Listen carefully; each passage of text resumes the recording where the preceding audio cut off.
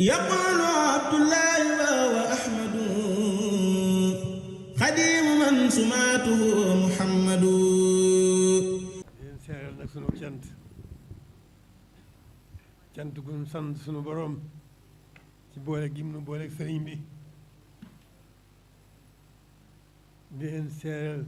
sunu cant it ci ñi nga xam ne ñoo taxawal liggéey bu rëy bii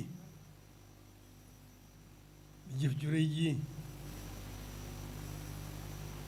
tàmbale ko ci sëriñ Atu nga xam ne moo àndoon ak gaa yu baax yi taxawal liggéey bii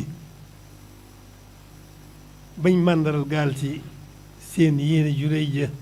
ñu màndaral gaale ko liggéey bu rëy bii nga xam ne moom la ñuy sanc tey ci lislaam liggéey bu rëy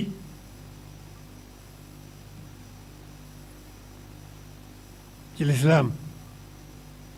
ñoo ngi ciy sant bu baax a baax ñoom ñi ko taxawal ak si bis bii leen sant bu baax leen soññ bu baax di leen gërëm bu baax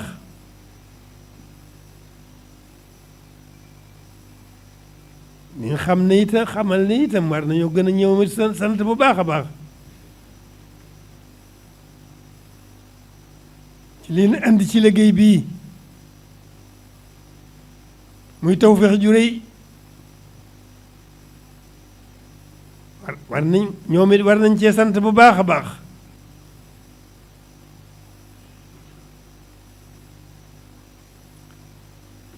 te gën a soññ bu baax a baax a baax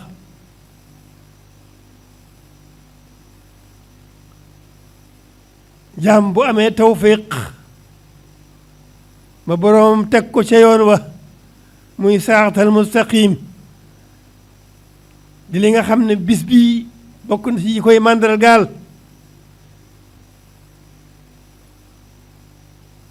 kon sant rek mu jiitu topp ca di wéy ci ndigal yàlla yi di bàyyi tere yàlla yi te yàlla tax te sax ca dakk loolu mooy siraatal mustaqim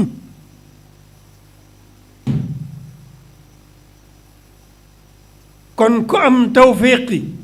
sun borom teg la ca yoon wa da nga ne teg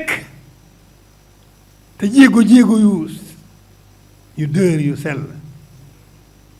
yu sax dàkk di wéy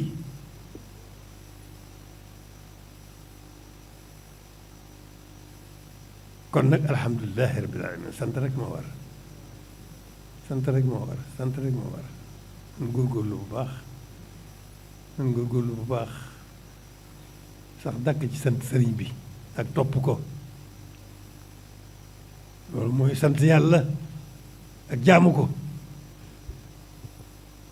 loolu rek la jërë ngeen jëf yéen mbooloo mi nga xam ne tey am ngeen tawfeexi dajanteeg bis bii ngeen teewe ko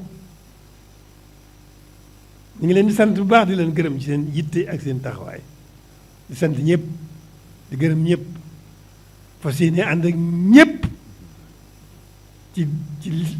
ci lislaam ak taalube